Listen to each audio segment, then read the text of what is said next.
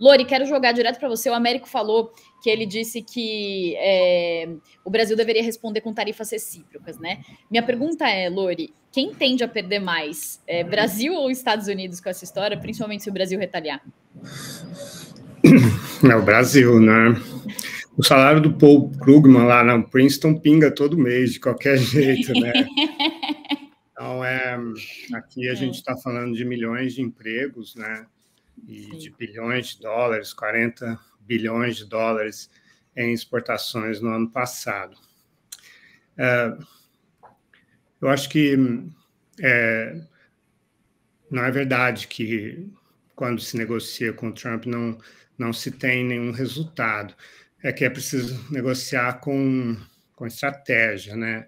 Se você oferece para o Trump algo que ele possa brandir como sendo um troféu que ele conseguiu e tal, ele pode sim buscar uma saída honrosa para essas coisas impetuosas que ele faz e que, de fato, também prejudicam a economia americana.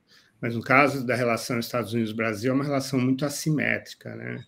E é para onde a gente exporta produtos de alto valor agregado para um consumidor super exigente, e isso acaba sendo um driver da nossa competitividade, da nossa produtividade, né? O desafio de exportar para os Estados Unidos é algo que tem sido muito relevante para a nossa indústria e para nosso agronegócio também.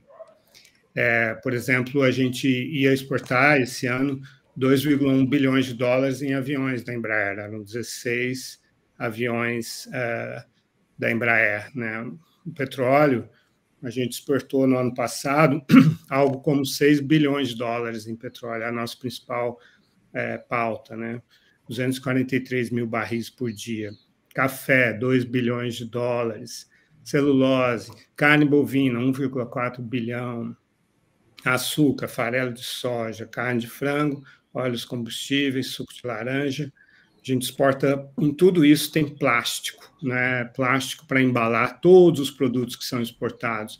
Plástico nos aviões, nos automóveis, nos alimentos. Estava conversando agora com o José Ricardo Coelho Roriz, presidente da Abiplast, Associação Brasileira do Plástico, né? E que gera 378 mil empregos, e são empregos de alta qualidade da indústria. E o Brasil é muito protecionista, é um dos países mais protecionistas do mundo.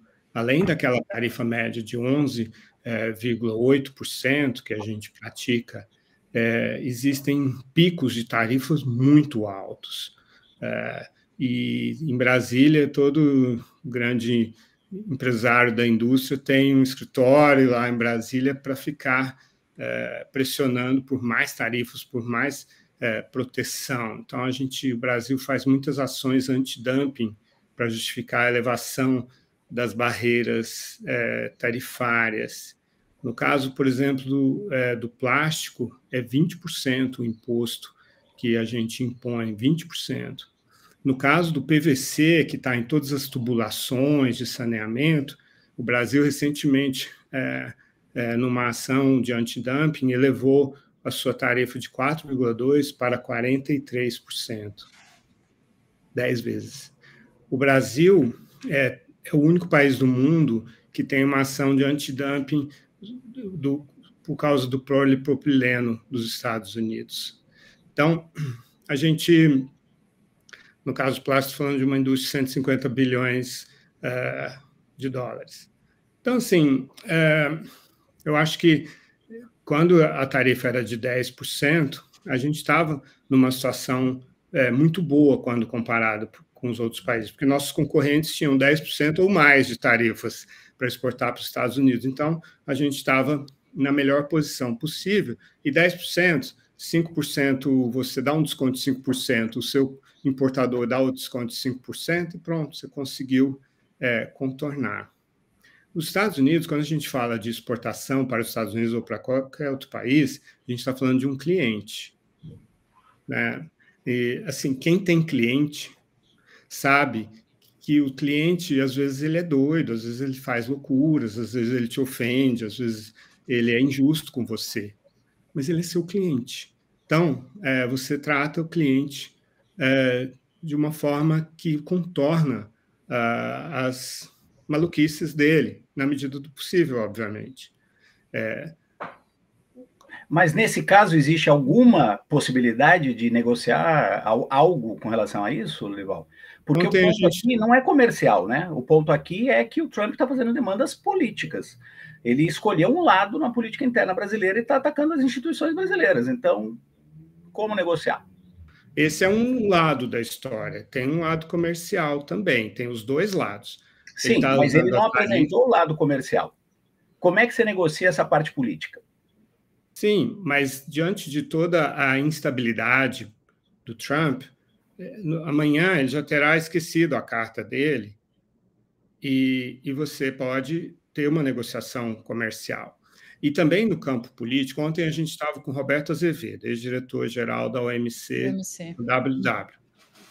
Aí eu coloquei essa questão, uma pergunta igual a sua, assim, Américo. Eu também vejo a questão desse ponto de vista político, e falei exatamente o que você acabou de falar para ele. E ele falou assim, tá bom, faz o seguinte, ó, cria lá uma comissão binacional lá para discutir a questão da regulação das big techs, da regulação das redes sociais, entendeu? Vai para esse campo político também. E ele é um diplomata muito experimentado, né? Vai lá, cria, entende, assim, dá vazão para as coisas, para discutir, para o Trump poder falar, né? Falar, olha o que eu consegui, entendeu? Vai dar certo. O principal ponto do Trump é o Bolsonaro. Hoje ele disse, vou falar com o presidente Lula no momento em que nós vamos falar, em que eu achar que tem que falar, porque ele está tratando mal o presidente Bolsonaro. Não é esse o ponto. Ele espera o quê? Que o Brasil interfira, o executivo interfira na justiça brasileira? Ele esquece que o Brasil é uma democracia. Eu sei que você não está defendendo o Trump, Lorival. Eu só acho que o core da questão, o centro da questão, é que o Trump, e aí eu concordo completamente com o Krugman, o Trump está atacando a democracia brasileira. Ele esquece que o Brasil é uma democracia.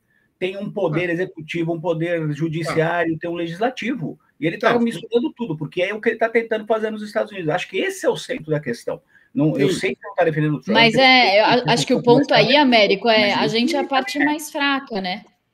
Como? O Brasil é a parte mais fraca, né? Então talvez. Mas e por isso vai abrir mão e aceitar que o cliente seja louco e vai impor o desejo dele? Não é aceitar, mas é assim, qual que é o cuidado que o Brasil vai ter para lidar com isso?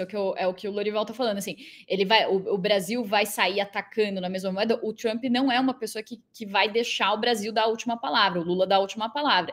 E aí a decisão que o Lula vai ter que tomar é se ele vai continuar acenando a base interna dele e vai continuar atacando o Trump, que nem ele fez, porque os diplomatas dizem que o ataque que o presidente Lula fez ao Donald Trump durante o BRICS, dizendo que ele era um imperador, piorou as coisas. Eles dizem que é um fato, que existe uma proximidade de Donald Trump com Jair Bolsonaro, que poderia haver um desfecho como esse de qualquer forma, mas talvez não um desfecho tão drástico de uma tarifa de 50%. E aí o que se diz aqui nos Estados Unidos também, eu conversei com coisas de... Eles falam, se o presidente Lula continuar subindo o tom, não vai, a situação não vai mudar e talvez o Trump não recue. Agora, o Trump quer algum tipo de afago para poder recuar. A ideia de Donald Trump, né, o objetivo com essas tarifas que ele coloca lá em cima é justamente colher ali uma negociação intermediária, talvez uma taxa intermediária, não de 50%. Talvez manter algo em 20%, foi algo que eu escutei muito aqui, mas enquanto o presidente Lula mantiver a retórica dele dura em relação a Donald Trump, o que vai ficar é essa taxa de 50%, e aí é uma opção do presidente Lula, se ele vai optar pela política ou se vai optar, talvez, pela diplomacia e tudo, e as consequências, lidar com as consequências disso na economia. Eu acho assim, o Lula, desde que ele assumiu, e aliás também nos mandatos anteriores dele, a maior parte das declarações dele em política externa representavam ataques aos Estados Unidos, fosse quem fosse o presidente. O Joe Biden não ligava para isso. O Trump liga. Então, assim, você pega as declarações do Lula em Pequim, quando ele foi lá, né, visitar o Xi Jinping na primeira vez, e agora, de novo, em Moscou. Ele é um hobby do Lula atacar os Estados Unidos, né? Desafiar o dólar. Sabe como que você se torna menos dependente do dólar? Tendo um melhor ambiente de negócios, recebendo mais investimentos, exportando produtos de maior valor agregado. Você já viu a Alemanha reclamando da dominância do dólar? Nunca vi. Assim, um país que faz a sua tarefa de casa, toca a sua vida, entendeu? Agora, o problema é que assim, o Lula é um populista, assim como o Trump, assim como o Bolsonaro, assim como o Javier Milei. Mas dos 4, o mais inteligente é o Javier Milei, é o que sabe jogar atualmente. Milei está lá, no mesmo dia em que o Trump anunciou essas tarifas de 50%, o Gerardo Wertheim, ministro das Relações Exteriores e do Comércio Exterior da Argentina, estava lá com Howard Lutnick, secretário do Comércio, tocando uma conversa sobre zerar as tarifas de 80% dos produtos que a Argentina vende para os Estados Unidos e com a recíproca. Então, o que eles estão fazendo? Estão limpando a agenda comercial, de maneira que aquilo que os produtos que a Argentina não tem condições de produzir, produtos industriais e tal, tarifa zero para os Estados Unidos, recebe peças, componentes, insumos dos Estados Unidos com tarifa zero, futuramente fabrica produtos na Argentina e vende para o Brasil com tarifa zero, no âmbito do Mercosul, enquanto que o Brasil está aqui lutando com tarifas americanas. Esse é um jogo estratégico inteligente, sabe?